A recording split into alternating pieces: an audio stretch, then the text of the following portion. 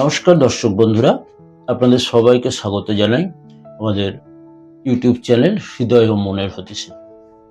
আজকে পর্বে আমরা জানবো কনফার্মেশন বায়াস সম্পর্কে।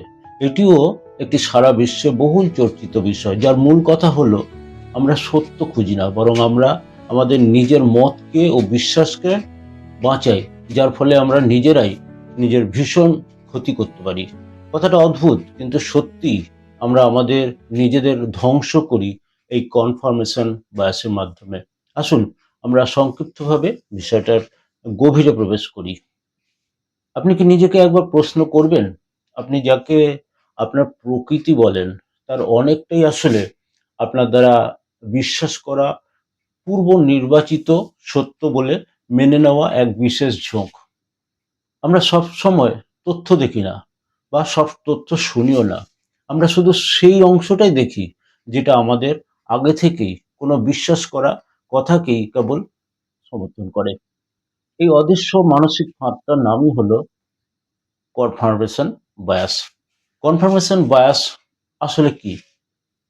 কনফার্মেশন বায়াস হলো এমন একটা মানসিক প্রবণতা যেখানে মানুষ নিজের বিশ্বাসের পক্ষে তথ্য খোঁজে, অথচ নিজের মতের যে বিরোধী তথ্য সেগুলোকে কিন্তু সে এড়িয়ে যায়।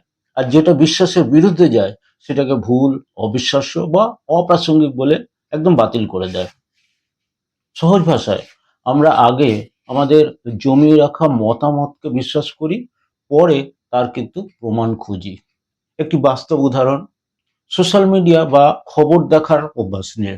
ধরুন আপনি বিশ্বাস করেন কোনো একটা নির্দিষ্ট দেশ বা গোষ্ঠী সবসময় খারাপ কাজই করে। এখন কি ভাবেন, আপনি ভাববেন আপনি সোশ্যাল মিডিয়া শুধু সেই খবরগুলোকেই ক্লিক করবেন যেগুলো ওই ধারণাকে শক্ত করে। যেসব খবর ভিন্ন দিক দেখায় সেগুলোকে বলবেন এগুলো মিডিয়ার বানানো। ফলাফল কি হয়? না, আপনার বিশ্বাস আরো শক্ত হয়, কিন্তু আপনার বোঝাপড়া আরো কিন্তু সংকীর্ণ হয়ে যায়। আরেকটি বাস্তব উদাহরণ দেখুন। সম্পর্কের ক্ষেত্রে কনফার্মেশন বায়াস কিরকম কাজ করে? আপনি মনে মনে বিশ্বাস করেন আমার সঙ্গী আমাকে গুরুত্ব দেয় না। এখন লক্ষ্য করুন, সে একদিন ব্যস্ত থাকলে সেটাই আপনার কাছে বড় হয়ে যায়। সে 10টা ভালো কাজ করলেও সেটা চোখে পড়ে না। প্রতিটি কথার ভেতর আপনি তখন তার অবহেলা খুঁজে পান। ধীরে ধীরে আপনার মস্তিষ্ক নিজেই প্রমাণ বানিয়ে ফেলে যে সে আপনাকে গুরুত্ব দেয় না। এটা সত্য নাও হতে পারে, কিন্তু কনফার্মেশন বায়াস সেটাকে সত্য বানিয়ে দেয়। আর একটা উদাহরণ দেখুন, কর্মক্ষেত্র ও নিজের দক্ষতা নিয়ে কিরকম ভুল ধারণা হয়। ধরুন আপনি বিশ্বাস করেন আমার বস আমাকে পছন্দ করে না। এখন কি হবে? বস একদিন আপনাকে প্রশংসা না করলে আপনি প্রমাণ পেলেন বস আপনাকে পছন্দ করছেন না। বস একবার ভুল ধরলে সেটাও আপনার কাছে একটা প্রমাণ হয়। কিন্তু অন্য সহকর্মীদের সাথে একই রকম আচরণ আপনার বস করেন, সেটা তাদের কাছ থেকে আপনি শুনতে পেলেও আপনি সেটাকে কিন্তু উপেক্ষা করেন। ফলে আপনি ভাবতে শুরু করেন আমি যত ভালো কাজ করি কোনো লাভ নেই, বস আমাকে পছন্দ করে না। এই বিশ্বাসটাই আপনার মনে একদম গেঁথে থাকে, আপনাকে নিরুৎসাহী করে এবং হতোদ্যম করে। এই বিশ্বাসই ধীরে ধীরে আপনার আত্মবিশ্বাস একদম নষ্ট করে দেয়। ধরুন যিনি নিজে অন্যকে ঠকানোর পথ বেছে নিয়েছেন, তিনি কিন্তু এটাই বিশ্বাস করেন দেশের সবাই সবাইকে ঠকাচ্ছে। যিনি নিজে দুর্নীতিপরায়ণ সেটাকে বিশ্বাস করেন, তিনি আর সবাইকেই দুর্নীতিপরায়ণ বলে দেখতে থাকেন। যিনি মিথ্যা বলাটা অন্যায় নয় বিশ্বাস করেন, তিনি সব মানুষকেই মিথ্যুক বলে মনে করতে থাকেন। যিনি নিজে অসৎ, তিনি আর সবার মধ্যেই কিন্তু অসততা দেখতে পাবেন। ধরুন একই জমিতে পাশাপাশি আখ গাছ, নিম গাছ, লঙ্কা গাছ, তেঁতুল গাছ জন্ম নিয়েছে। গাছ বড় হলে দেখা যাবে আখ গাছের রস মিষ্টি, নিম গাছে তেতো, লঙ্কা গাছে ঝাল, আর তেঁতুল গাছে টক ফল হয়েছে। অর্থাৎ নিজের নিজের প্রকৃতি বা বিশ্বাস অনুযায়ী একই জমি থেকে নিজের প্রকৃতিগত রস তৈরি করে নিয়েছে।